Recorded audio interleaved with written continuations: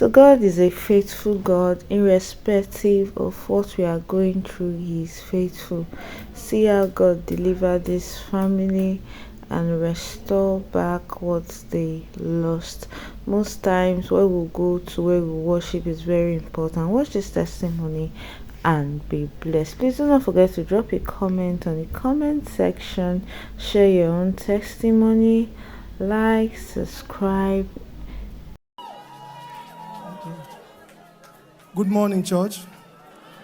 For what our God cannot do, okay, I was opportune to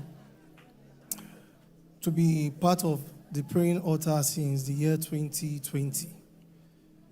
And I was a person that don't take church activities too serious. So I just choose to ignore. And I said, I can't be praying online. It's not my thing. So 2022, I came here again when I heard Papa is now in Abuja. So I came here, and still, after coming to service, I said they are praying too loud that I don't like it. It's not my thing. I left.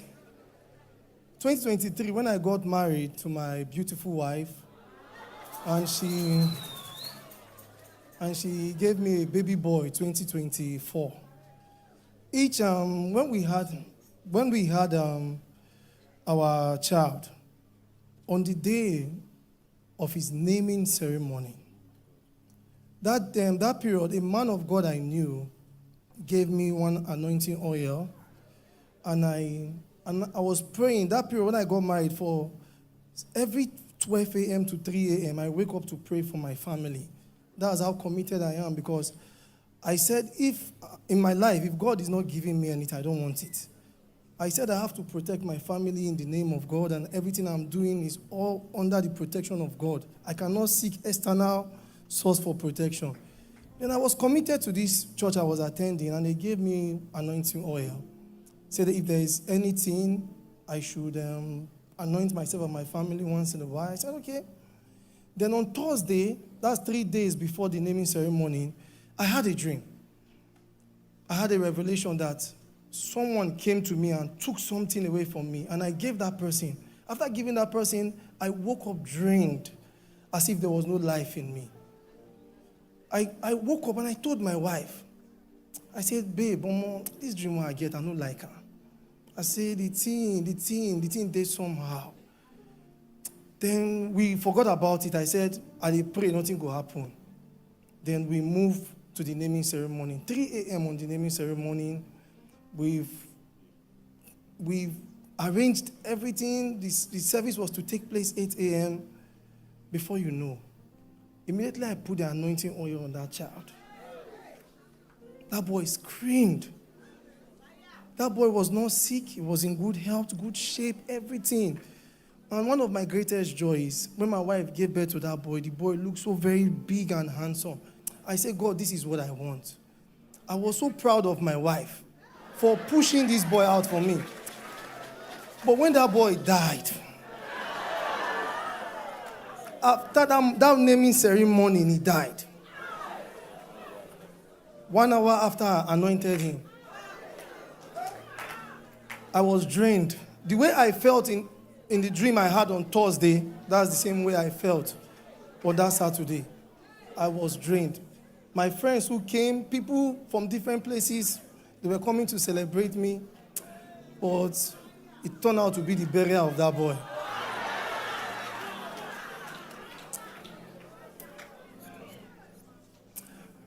I'll tell you the truth. I've been through so many things in life, but I was not prepared to bury the child.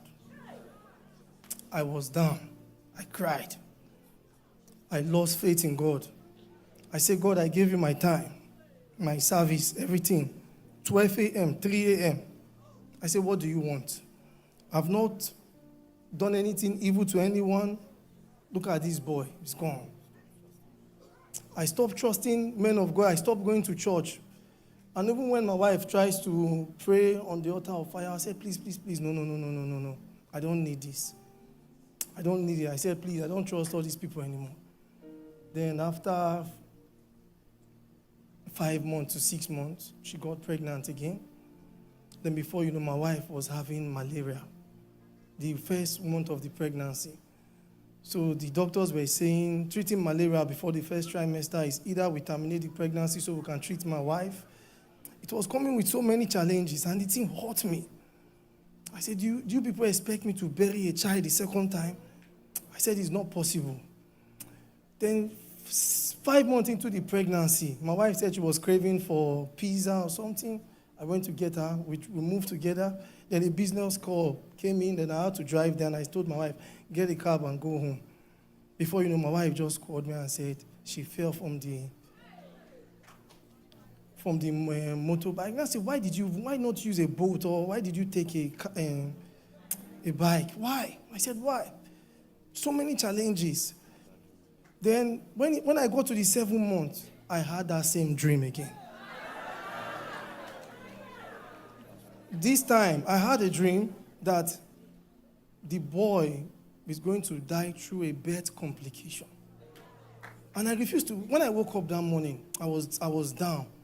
But I refused to tell my wife because this woman is 7 months pregnant, heavily pregnant. And I said, no. I don't want to tell her. Then that pastor, we somehow spoke. He now said I should bring the shovel of the baby. He wants to pray for it.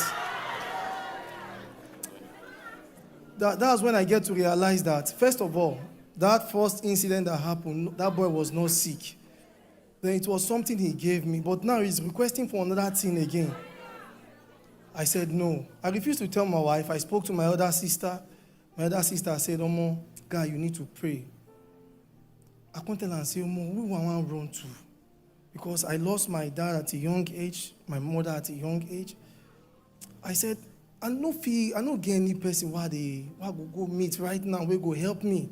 Say, who want to help me? I say, when my mom was alive, none of us, 4 of us, no one died. My sister, none of her children died. I say, why now my turn? This thing happened. I say, what do I do? Then my sister, like that day, my sister said I should find a ministry that prays that I can go to. I said, okay, fine. Then I spoke to God that night. I said, God, help me. I need help. Help me. I slept that night. Then I had a dream. In the dream, I was opening my Bible. Then the first page, I saw a Roy.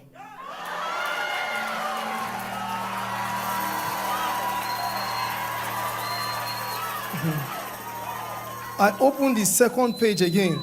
I saw a Roy. I opened the third page. I saw a Roy. I woke up and I told my wife that this is the dream I had. Oh, she started smiling and said, see you where they do shakara. Me while they pray for years since God no show me anything. Now you will just come. Now God they show. I now said, okay, fine. Then I took her down to my sister's place in Kaduna so she can deliver. So on the day of the delivery, okay, sorry. I now joined the prayer after I had that dream. I joined the prayer. I was committed every single day. From 7 months to the day that boy was born. Then on the 8th month, I came online. I saw about 200 and something thousand people online. I said, God, that Papa wanted to see me like this. Sometimes, to be honest, I'll speak facts. It's discouraging. Like, so many problems so people come with. I don't want to see my own.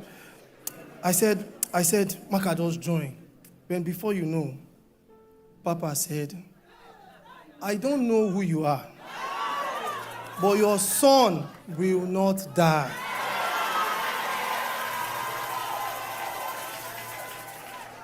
I started smiling. I called my wife. Papa just called my case. So say, Siam. I showed my wife. I screen recorded everything. I showed her. She was so happy. Then we now move on the day of the delivery when she wants to bring in our baby boy. Then that morning, the labor started 5 a.m. My wife said, no rush. Wait till after prayer before we get to the hospital. Then we finished doing the prayers in the morning, and Papa mentioned, what you fear before, you will not see again. And he said, before 24 hours, you will carry your evidence. I was so happy. At the same time, I was still a bit worried. Only for us to get to the hospital, the nurse said, go home, come back later. Before you know, 2 p.m., the pregnancy got very serious. Me and my wife started driving back to the hospital. Then when we got to the hospital, the nurses that sent us back was now there to like, okay, let me deliver this baby and go home. Then when she was pushing out the baby, before we get to know, I heard a nurse shouting, see waiting they keep picking, see waiting they keep picking.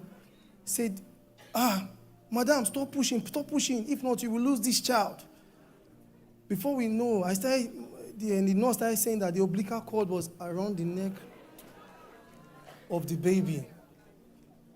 And the woman just stepped up and said, no, wait. And the woman found a way of cutting it, removing the umbilical cord.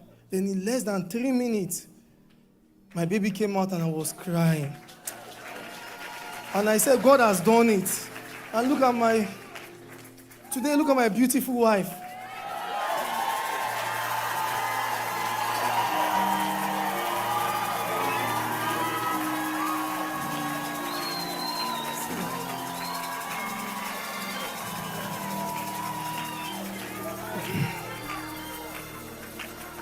Nathan is 3 months old. His name is Nathan. His name is Oluwa Korede. His name is Chiemele.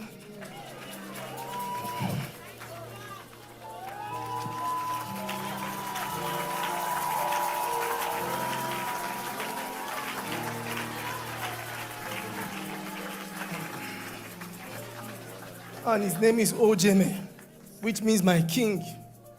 But I call him EB, Roy's baby.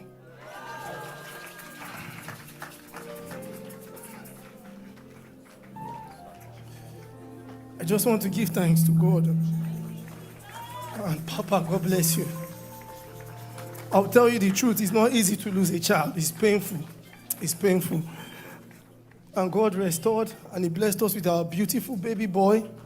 I'm here to say, among millions, Papa, may the oil on your head never runs dry.